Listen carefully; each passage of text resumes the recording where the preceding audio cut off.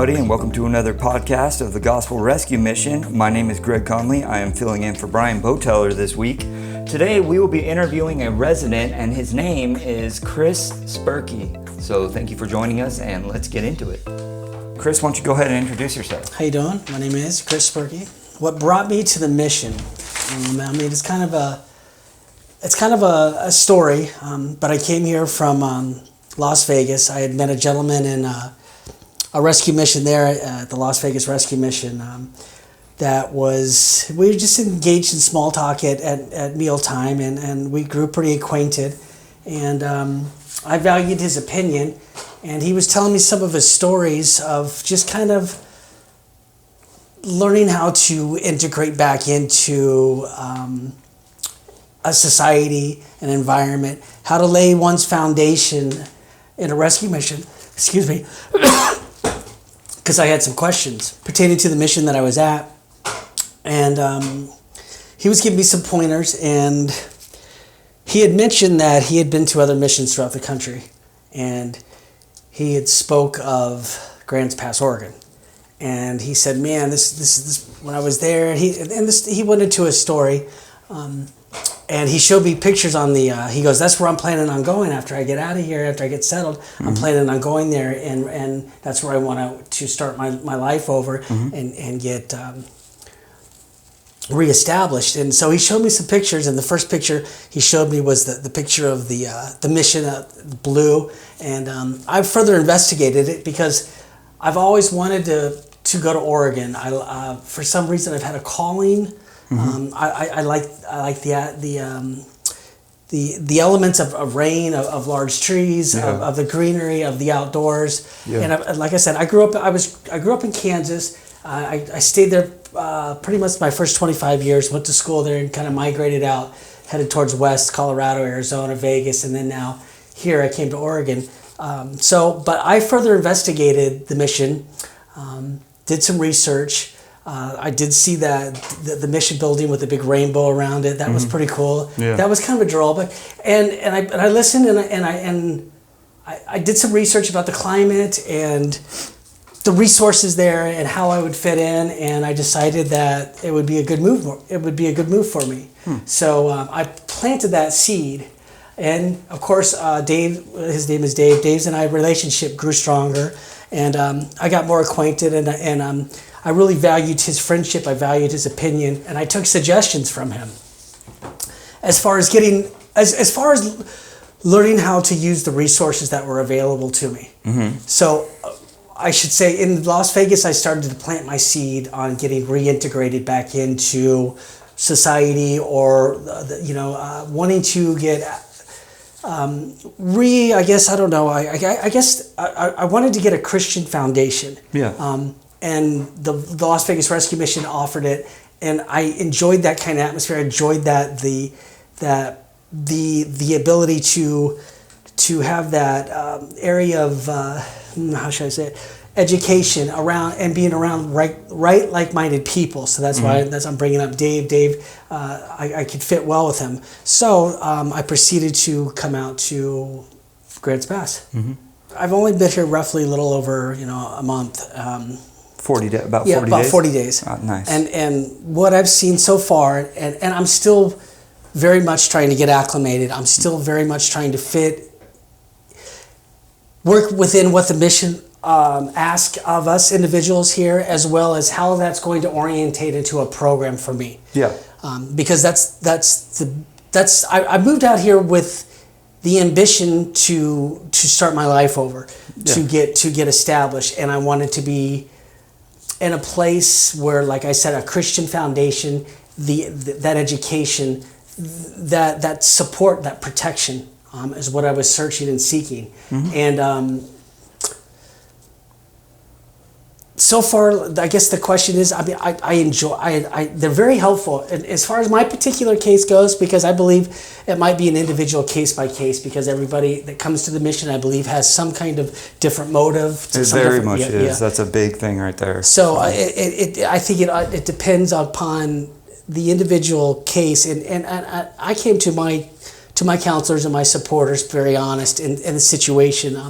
having a few issues that I need to address here before they come into before they're problematic. And so with this kind of communication and with what they ask here, I've been able to fit in and be fairly orientated rather smoothly. So far, I had really no dislikes. Other than that, there's really no dislikes whatsoever.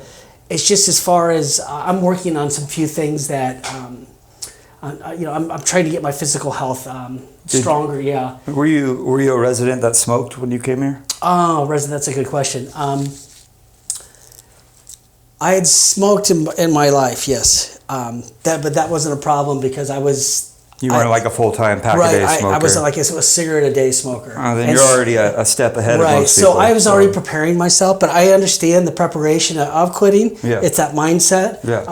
I had no problem when I came in. I was a non-smoker, I guess. That's great. That's great. That part of that was not an issue. And from listening to the other guys, I don't really know if that's that big of an issue with them. I've heard a couple of them say, be really overwhelmed. Wow, this is very difficult for me. Yeah. This is the hardest thing I've had to do. And that's when I like to hear, I spoke up. I said, as Christian brothers, we need to support each other. We need to discuss these, not only comply to what they're asking, but talk about these things that are relevant in our life that could be, a trigger that could cause us to say, I can't handle this program.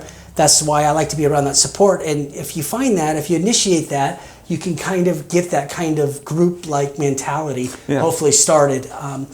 But as far as the question is as the smoking policy, I think it's great. I think, to be honest, I need more of that kind of support. Like I said, that's the reason why I came to a mission. Yeah, the accountability. The accountability. I'm accountable for that. Yeah, and go ahead. All right. So that's what, in my opinion, a struggle that we get so many residents to understand here. It's not that we're trying to control your life or tell you what you can and can't do.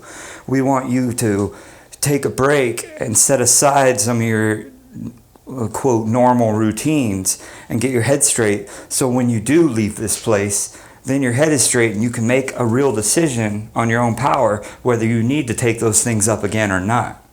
So yeah, I agree with what you're saying. That's a good aspect. It's more along of take a break, clear your head, then reevaluate the decisions you're making. And if you think you can still do that, that's your free will to do that.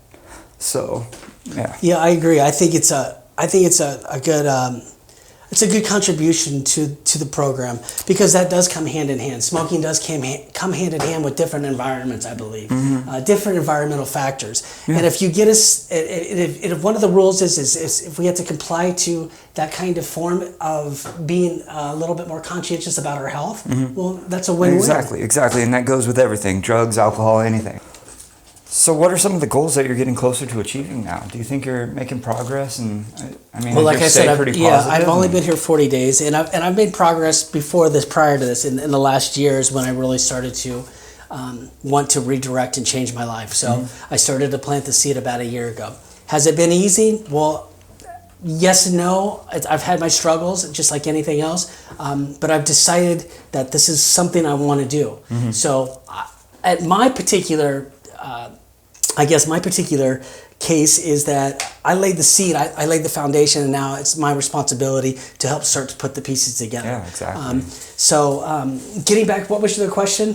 About your goals. Oh, my goals. And how things are going. Are you able to see? Am I able to project the light at the end of the tunnel now? Well, is it not so hopeless? Do you not feel hopeless? Can you see where you're headed, and are you motivated and we'll see, and that's a step-by-step, day-by-day process, to be honest with you, Greg.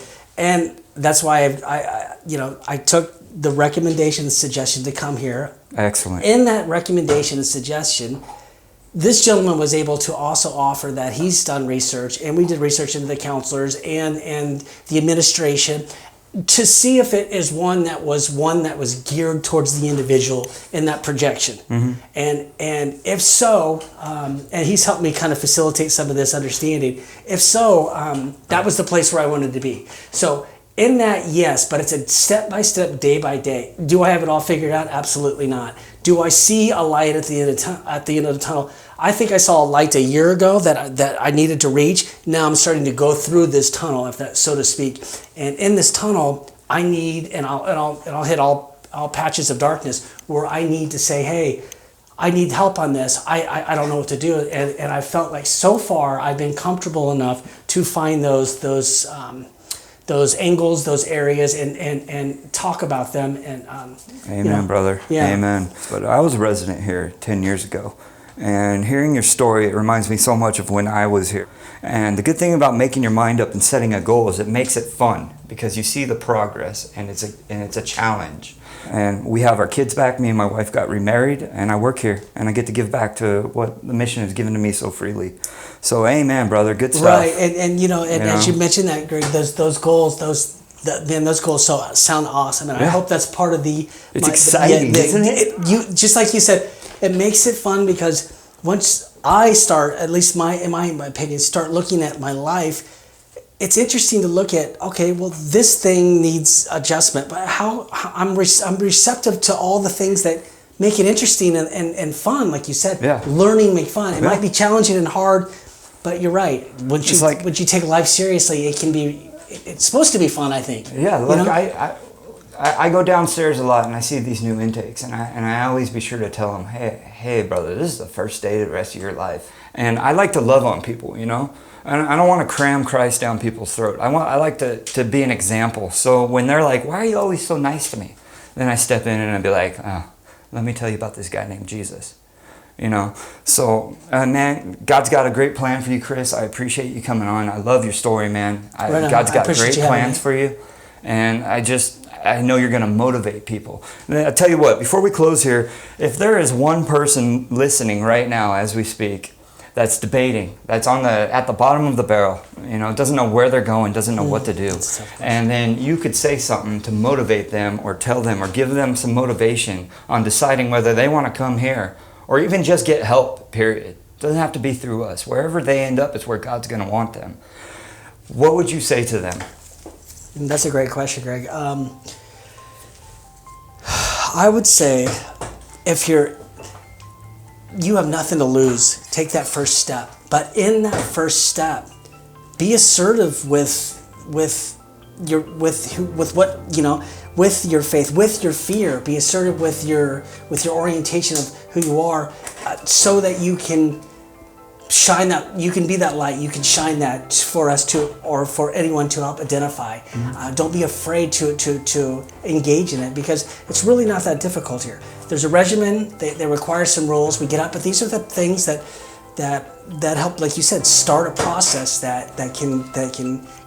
At least if you decide you want to, like you said, to change it, you now have some stepping stones. You offer a shower, a bed, hot food. Guidance, counseling. Yeah, guidance, counseling. If we can't do it here, we help you find the place. Right, resources out there, exactly. And that's what, in my particular case, that's what, when you said it was harder to see, is beautiful about this place is because they're helping me direct me to those pathways. And then I get to take those steps and make it fun. So I just say, give it a shot, but don't be afraid. Don't be afraid. Give it a shot. It's not that big. It's not that big of a deal. It's really not. It's exciting. It is. It is exciting. It's exciting. Are you willing to take that challenge for your life and be honest with yourself? Yeah. Don't waste yourself's time, because I know I've been out there.